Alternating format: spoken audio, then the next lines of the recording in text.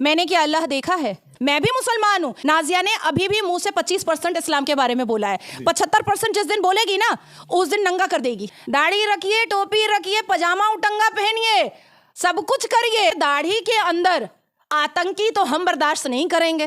तो मेरे पिता कभी भी बाबर की औलाद तो नहीं हो सकते हैं, क्योंकि वो 13 साल की बीवी रखता था, स्तर पर अय्याशी का सामान बना करके रखता था। तो मेरे पिता का दूर दूर तक किसी भी बाबर आजम, किसी भी जाहिल आजम, किसी भी ठरके आजम से कोई लेना देना नहीं है, और होने वाला भी नहीं था। ना जाने कितने आफ्ताब ने श्रद्धा की बोटियां की हैं, ना जाने कितने नासिर खान ने सूजर जॉर्डन का बलात्। आज नाजिया एक साध्वी के घर में है, मेरी तो बोटी नहीं हुई। हलाला के नाम पर पूरे सनातनियों को बेवकूफ बनाया गया कि हलाला आप लोगों को बताया ही नहीं गया। हिजाब पहना करके प्रोस्टिट्यूशन हलाला के नाम पर हो रहा था। मैं हगने वाला जो पॉट होता है ना, उसका हार्पिक भी आप लोग खरीद रहे थे हलाल वाला, और पैसा किसके पास जा रहा? यही मुसलमानों के पास जा रहा। 30 दिन रोजा रखने के बाद जब हम ईद मनाते हैं, रमजान क्या होता है, ईद मनाते तो जो चमक हमारे चेहरे पर होती है, उससे भी ज्यादा अच्छी चमक मैं राम भक्तों के ऊपर देख रही हूँ। मैं हिंदू धर्म, सनातन धर्म की जीत देख रही हूँ कि ये जो भूमि है, ये जो राष्ट्र है, ये हमारी माता है। सनातनियों के साथ साथ नाजिया इलाही खान की भी मनोकामना पूरी हुई। बहुत मन्नत मांगी हुई थी, राम भगवान जी आ चुके हैं। इस धरती पर जितने भी धर्म है वो आस्था पर ही है। भारत को हिंदू राष्ट्र होना ही चाहिए था, जो 76 साल में हो जाना चाहिए था। राम में माहौल है, और आज उसी पे बातचीत करने के लिए हमारे साथ नाजिया जी मौजूद हैं। जय Shri Ram. Thank you so much. ये बताइए, राम में इस वक्त माहौल है पूरे देश के अंदर, पूरे विश्व के अंदर, आप इस पे कितना खुश हैं, क्या कहना चाहती हैं? बेइंतहा खुश हूँ, बहुत खुश हूँ, और इतनी ज़्यादा खुश हूँ कि I don't have the exact word basically. और भारत को हिंदू राष्ट्र होना ही चाहिए था, जो 76 साल में हो जाना चाहिए था। मुझे लगता है कि बहुत देर हुई, पर चलो देर आए दुरुस्त आए, अच्छा हुआ।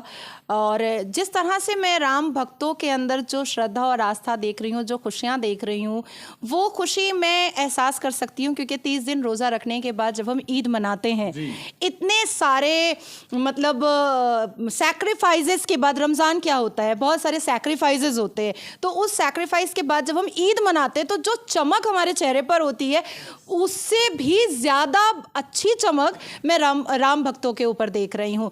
और कहीं ना कहीं मैं हिंदू धर्म, सनातन धर्म की जीत देख रही हूँ।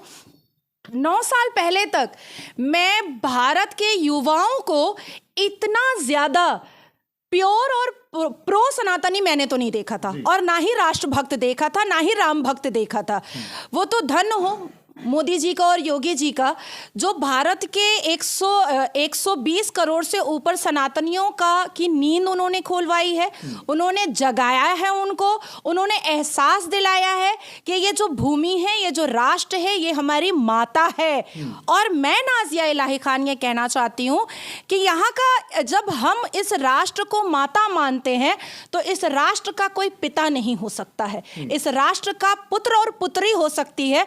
तो जिसने भी फादर ऑफ नेशन बोला है, उस पर भी जरूर कुछ ना कुछ नजर डालनी चाहिए। दूसरी बात मैं कहना चाहूंगी कि सनातनियों के साथ साथ नाजिया इलाही खान की भी मनोकामना पूरी हुई, मन्नतें पूरी हुई। मैंने बहुत मन्नत मांगी हुई थी, जब सुप्रीम कोर्ट में याचिका बार आगे पीछे हो रहा था, और जब 441 श्लोक ट्रांसलेट करने के लिए एक मुस्लिम जस्टिस ने कहा था, तब मुझे भी ऐसा लगा था कि 441 श्लोक का मतलब होता है 1.5 लाख से ऊपर पन्ने, और उसको ट्रांसलेट करने का मतलब होता है कि ये जज फिर ट्रांसफर हो जाएंगे, और फिर कहीं ना कहीं जो जजमेंट है वो रुक जाएगा। बहुत मैं अंदर से बहुत परेशान हुई थी, लेकिन जिस तरह से योगी महाराज जी ने उसको ट्रांसलेट करवाया और नेक्स्ट डेट पे सबमिट करवाया, मैं तो बोली कि मैं तो योगी महाराज जी की भक्त हो गई भाई। तो मुझे बहुत अच्छा लगा। अब राम भगवान जी आ चुके हैं, वहाँ पर उन्होंने स्थापित हो चुके हैं।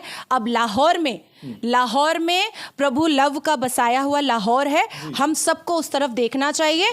पीओके देखने की ज़रूरत नहीं है, उसके लिए 2 जेम्स बॉन्ड हमारे पास हैं, अमित शाह जी हैं, और हमारे डॉक्टर एस जयशंकर जी हैं, अजित डोवल जी तो डबल जेम्स बॉन्ड है, तो 3 जेम्स बॉन्ड एक साथ काम कर रहे हैं पीओके के लिए।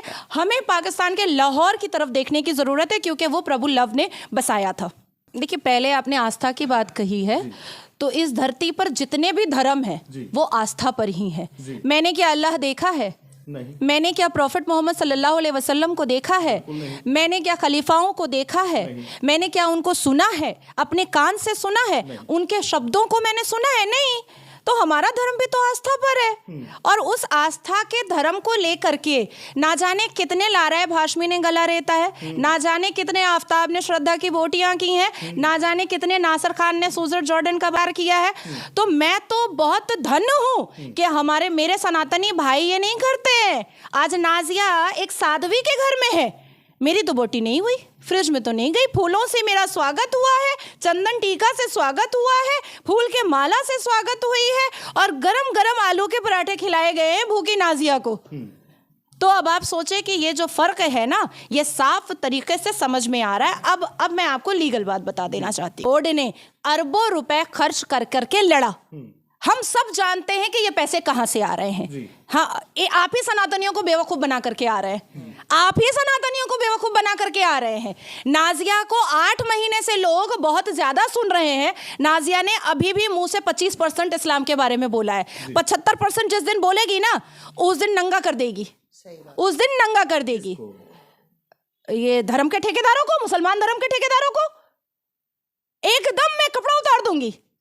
जिस दिन मैं अपने आप पे आ जाऊंगी, उस दिन मैं इमाम बुखारी बोलिए, मैं नाम लेकर बोल रही हूँ, शफीकुर रहमान बर्क बोलिए, असदुद्दीन जोड़ा अवैसी बोलिए, या जितने भी मदनी बोलिए, मैं इनको खड़े खड़े न्यूड कर सकती हूँ। मुसलमान अगर इन लोगों को फॉलो कर रहे हैं, बहुत अच्छी बात है, करना चाहिए, बिल्कुल करना चाहिए। मैं भी मुसलमान हूँ, लेकिन मैं अल्लाह मानती हूँ, मैं अल्लाह मानती हूँ। मैं अल्लाह के बीच में किसी दलाल की मुझे ज़रूरत नहीं है, किसी भी दलाल की मुझे ज़रूरत नहीं है।